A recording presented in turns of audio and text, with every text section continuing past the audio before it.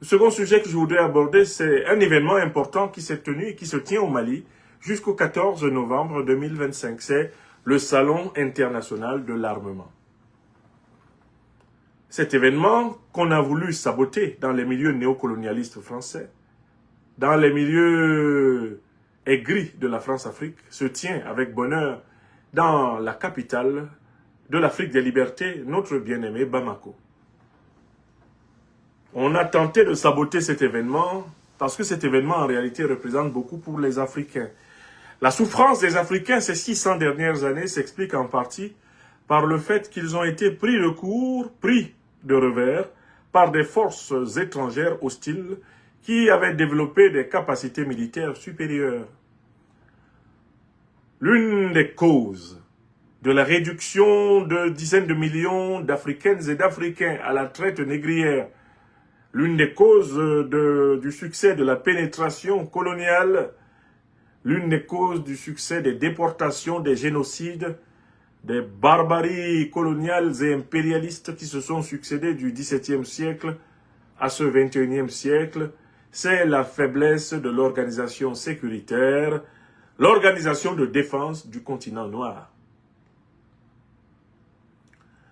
Dans ces conditions, le salon de l'armement de Bamako a une importance essentielle. Il ne s'agit pas d'un salon belliciste qui aurait pour but de célébrer le fameux dieu de la guerre que les Romains et les Grecs appellent Mars. Non, le salon de l'armement du Mali n'est pas non plus l'occasion d'une fanfaronnade, d'une parade. Il ne s'agit pas d'un salon d'exhibitionnisme militaire. Car le peuple africain, par sa tradition, ne célèbre pas la mort comme la finalité de la vie et ne présente pas le sang versé comme étant le nec plus ultra de l'action politique. Le salon de l'armement qui se tient actuellement au Mali doit plutôt être compris sur un plan supérieur. Il est une manière pour le Mali, sous le président Assimi Goïta, de nous rappeler notre devoir de nous défendre. Car le monde est dur et méchant. Les Africaines et les Africains du XXIe siècle doivent apprendre à tenir d'une main la truelle et de l'autre l'épée. D'une main la truelle, symbole de la construction, du bâtiment, symbole de la positivité, du rassemblage, de l'assemblage, symbole de l'élévation des œuvres de l'homme. Mais de l'autre, l'épée, symbole de la défense légitime et de la justice pénale contre ceux qui viendraient à contrevenir, à commettre des délits ou des crimes contre nos droits. Le salon de l'armement de Bamako au Mali est une manière de rappeler au peuple africain qu'il ne peut plus se payer le luxe de confier sa sécurité à des tiers. Nous ne pouvons plus au XXIe siècle nous payer le luxe de remettre sine die le redressement de nos forces de défense et de sécurité, leur modernisation, leur dotation, leur structuration, leur éducation, leur conscientisation, leur spiritualisation au service de notre souveraineté. C'est donc un salon hautement symbolique qui se tient au Mali et qui est là pour nous rappeler qu'il n'est pas possible de concevoir une Afrique prospère, une Afrique souveraine, une Afrique proactive, créatrice, une Afrique agréable à vivre sans la puissance militaire. Car dans le jujutsu géostratégique et géopolitique international, on ne respecte que ce qu'on craint. Certes, la crainte et le respect ne sont pas des concepts de signification identiques. On craint parce qu'on a peur de subir des représailles. On respecte parce qu'on considère la valeur des personnes individuelles et collectives, des personnes morales. Le respect est une attitude de considération précieuse et sacrée La crainte est une attitude de considération tremblotante et profane. Ce monde-ci est ainsi fait que, comme le disait Thomas Hobbes, l'espace international des relations entre les puissances correspond parfaitement à l'état de nature, où tous les coups sont permis, où règne l'impossible loi du plus fort. Les Africaines et les Africains ne peuvent plus se réfugier derrière des alignements géopolitiques, derrière telle ou telle puissance, pour s'assurer qu'au 21e, au 22e, au 23e, au 24e, au 25e siècle et passim, ils seront encore vivants, libres, prospères et dignes sur leur terre. Non, l'Afrique ne peut pas confier sa défense à quelqu'un d'autre qu'à elle-même. Voilà pourquoi tous les métiers de la défense et de la sécurité doivent prospérer sur le continent. Nous promouvons ici le concept de l'armée populaire africaine en armes. Le peuple africain doit être un peuple en armes. Il ne s'agit pas ici d'appeler à une violence généralisée des Africains, mais à exiger que dans la formation des Africains, depuis l'école maternelle jusqu'à l'université, il y ait un enseignement portant sur la défense et la sécurité de notre souveraineté. Nous devons bâtir des nations de citoyens capables de défendre leur patrie. C'est là le concept du peuple en armes.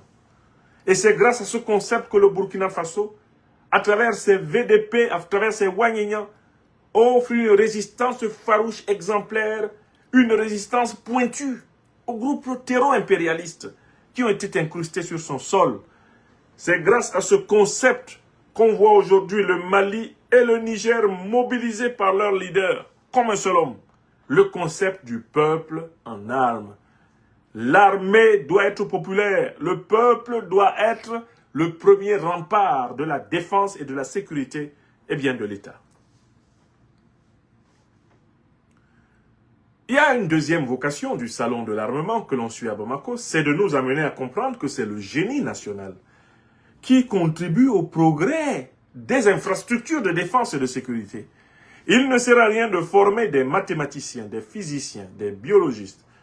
Il ne sert à rien de former des ingénieurs. Et je l'ai vu encore très clairement lors de ma dernière visite en Fédération de Russie à l'université minière de Saint-Pétersbourg, dont j'ai vu l'effort énorme fourni pour former ces ingénieurs. Nous devons comprendre à travers ce salon de l'armement de Bamako que nous avons la responsabilité de former les techniciens et les ingénieurs de notre révolution, sur le terrain de l'armement. Nous ne pouvons pas continuer, Africaines et Africains, nous ne pouvons pas continuer, on va bloquer quelqu'un là qui s'appelle VSIW. On va bloquer VSIW. Voilà, ça c'est bon. Il est dégagé. Il va arrêter de fatiguer les gens.